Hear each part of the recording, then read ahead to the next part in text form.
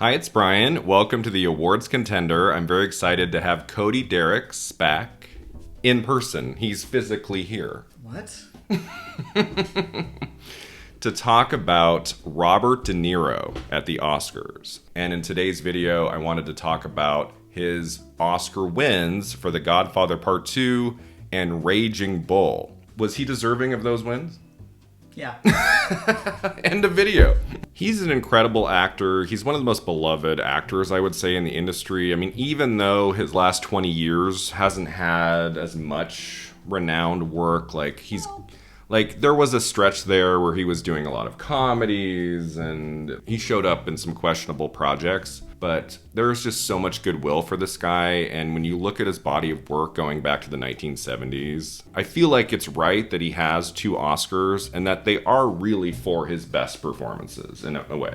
So going back to the beginning, Cody, his big breakthrough is Mean Streets by Martin Scorsese in 1973. He's in movies before that. Some of them are supporting, some of them are even lead, but Mean Streets really puts him on the map.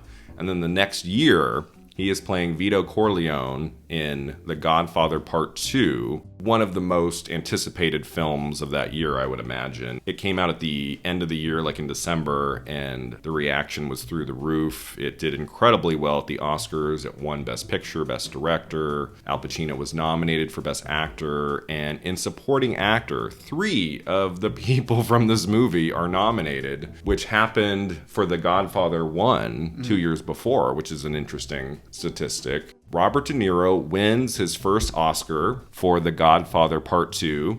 In his category are Fred Astaire, The Towering Inferno, Jeff Bridges, Thunderbolt and Lightfoot, Michael V. Gazzo, The Godfather Part II, Lee Strasberg, The Godfather Part II. So what do we think of this category? The amazing thing about this category is that, so first of all, as you said, The Godfather also has 3 supporting actor nominations, but doesn't win. Joel Grey wins for Cabaret, which is an amazing performance and a deserving winner. But this year, The Godfather Part II does win, and De Niro, the precursor scene was different back then, but he didn't really have much going on in terms of attention from awards bodies before the Oscars. He was nominated for New York Film Critics. I believe that's it.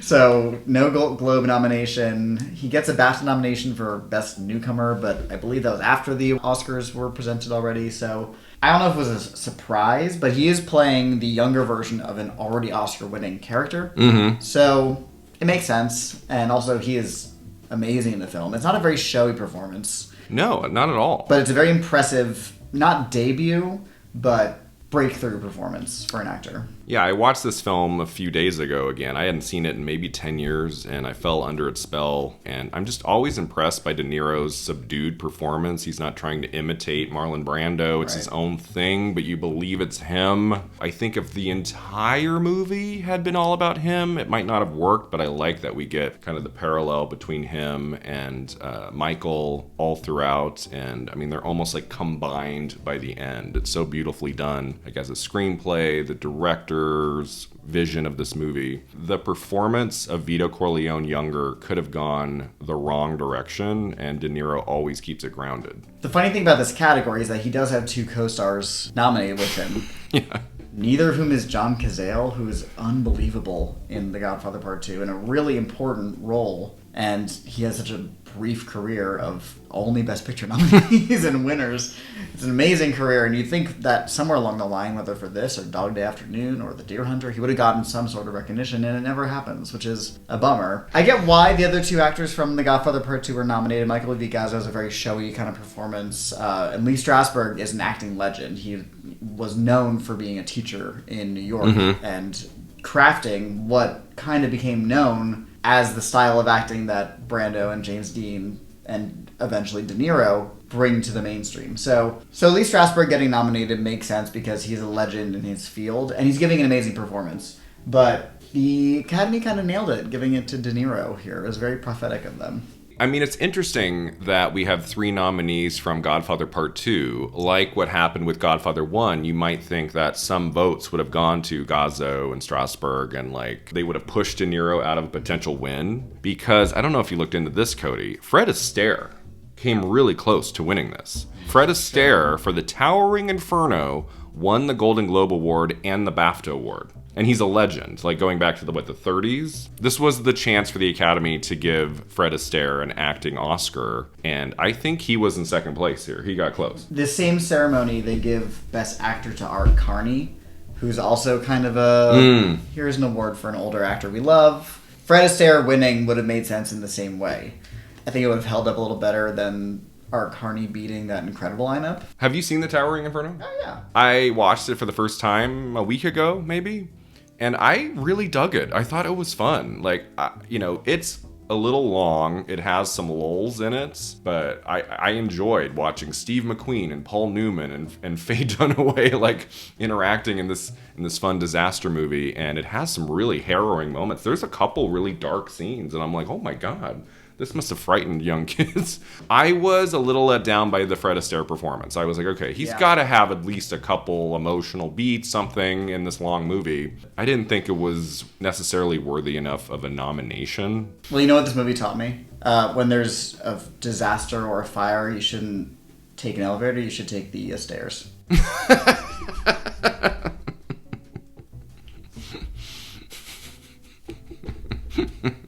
And then I also, for the first time, watched Thunderbolt and Lightfoot, which I thought was a very good film. I really loved the pairing of Clint Eastwood and Jeff Bridges. They had a really dynamic chemistry together. The narrative went to places I didn't expect. It's very dark at the end, and I thought Bridges was great. It's a lead role. But Okay, yeah, sure. Okay. He's in like the whole movie. You're right. And this is 3 years after his nomination for The Last Picture Show. I feel like this might be the nomination most people don't know about. This is a little bit more of an obscure Eastwood movie, but it is the first film directed by Michael Cimino, who goes on to do The Deer Hunter 4 years later with De Niro. I think he was somebody who the Academy was investing in. He's somebody who already had a nomination for a movie they loved. It's a really exciting, youthful performance. He's not even 30 yet at the time, and it's his second nomination. I thought he was really fantastic in the movie, and he probably gets my runner-up vote of this category behind De Niro. But I do think, we don't say this every time, I think they got it right in Best Supporting Actor for 74, picking Robert De Niro. When you look at his body of work, you look at his 2 Oscar wins, this one feels right. Now, before his second Oscar win for Raging Bull, he has 2 more nominations, Best Actor for Taxi Driver and Best Actor for The Deer Hunter. What do you think of those 2 nominations? Both really excellent. He probably gets my vote for The Deer Hunter of that lineup. Jon Voight is good in Coming Home. I don't love that movie. I think he's amazing in Taxi Driver, but that is a stacked lineup. I really think Peter Finch... Perfect win. He might be my favorite Best Actor win of all time. He really taps into exactly what Network is going for. But, I mean, De Niro is an iconic performance in Taxi Driver. He's quotable. He has a look to him that has been imitated for years. It would be a wonderful win if it had happened, but I think they got it right that year, too. I'm not mad he lost for either of those. I'm happy he got in. I feel like Taxi Driver, because of the subject matter of that movie in the third act, it's possible he could have missed for that movie. I'm happy that he got the nomination for Taxi Driver. Now, if he wins for The Deer Hunter, does he win for Raging Bull? I don't know. My instinct is to say no because that's so soon thereafter, but Raging Bull is close to undeniable. That would have been insane. Like if he had won 3 in 8 years, 7 years. That would have been pretty amazing. So let's move on to his win for Raging Bull in early 1981. In his category are Robert Duvall for The Great Santini, John Hurt, The Elephant Man, Jack Lemmon, Tribute, and Peter O'Toole, The Stuntman. What do we think of this Best Actor lineup? It's okay. John Hurt is pretty fantastic in The Elephant Man. Very memorable performance, obviously. Similar to Raging Bull, transformative. But I think they really nailed it with De Niro, and I don't really know how else you go in this category. You know, Jack Lemmon's my favorite actor, probably. It's a good performance in Tribute, but it's not one of his all-timers. It's not one of his Billy Wilder nominations. And Duvall and The Great Santini, Peter O'Toole and The Stuntman, I don't really feel much about those performances or films, really. This had to go to Robert De Niro for Raging Bull. I think this is one of the 10 best acting Oscar wins of all time. Like, it's undeniable. It's one of those rare performances, kind of like Meryl Streep and Sophie's Choice 2 years later, where it's like, there's no competition here. I mean, it's a fully explored character. He's awful, but you can't look away, which is hard to do. It would be real easy to make this movie entirely unwatchable and unappealing based on this character's actions. But De Niro and Scorsese's direction and the other performances, but especially De Niro's performance, keep your eyes glued to the screen the whole time. And it's transformative. He gained a ton of weight for the older stuff. You believe every age you see him in that De Niro is portraying. It's undeniably one of the top 5 best actor wins ever, just by nature of this category. A, not being amazing, but B, really nailing this win. Yeah, it's one of the most impressive physical transformations ever on screen. It doesn't even look like him when he's bigger at the end. And I mean, I guess part of that's the black and white, the photography of the movie, which is so beautiful. But it's more than the physical transformation. It's an emotional transformation too. Like, he's so moving toward the end. It's such a sad story. And especially given that this Best Actor category isn't super competitive. There's not another performance here outside of maybe John Hurt for The Elephant Man that is necessarily like worthy of a win here. This movie, The Elephant Man, really was the one that jump-started Best Makeup as being an Oscar category. They wanted to give it Best Makeup, and it wasn't there, and so the following year, we get Best Makeup and An American Werewolf in London. So there was a lot of love for The Elephant Man, and I feel like Hurt might have been in second place, although Robert Duvall is very close to his first win for Tender Mercies. It was a movie that had a weird release strategy, like was on cable before the Oscars. So I think if this isn't Robert Duvall, this performance from this movie doesn't get nominated. Same with Jack Lemmon in Tribute, probably. I would agree that John Hurt is second place. He was arguably second place in 1978 for Midnight Express, so he's already on the Oscars radar. And there was just no campaign for Peter O'Toole for The Stuntman, or what's the one from 82, My Favorite Year? The Stuntman gets at least a Best Director nomination, I believe. So it was somewhere around there. The Oscars were watching it, but I don't think people were like, finally, it's Peter O'Toole's time. Instead, they said, great, we can give this actor who already has an Oscar a lead Oscar, because he's clearly here to stay. Yeah, and this is the one Oscar that De Niro wins where he's actually at the ceremony. He was not there to receive his trophy for Godfather Part II. I believe he was shooting a movie. Now, it is extremely unlikely for an actor to not be there. Like, it's almost unheard of. Like, Joe Pesci for The Irishman was weird, like that he just didn't show up to any of the ceremonies. That almost never happens. The Academy Awards have become such an industry unto themselves, and film publicity is so tied to it that it's tough to skip the Oscars nowadays. So although I really do love John Hurt's performance in The Elephant Man, there was no denying Robert De Niro's win here for Raging Bull. I love his speech. I love his moments. He recognizes Martin Scorsese, who's in the crowd with Isabella Rossellini, which is great. They were married at the time. It always feels a little weird to me that Raging Bull does not win picture or director. That goes to Ordinary People, Robert Redford. I mean, that's a really terrific movie. But Raging Bull is a masterpiece. I'm an Ordinary People voter. Sorry. Raging Bull, I appreciate.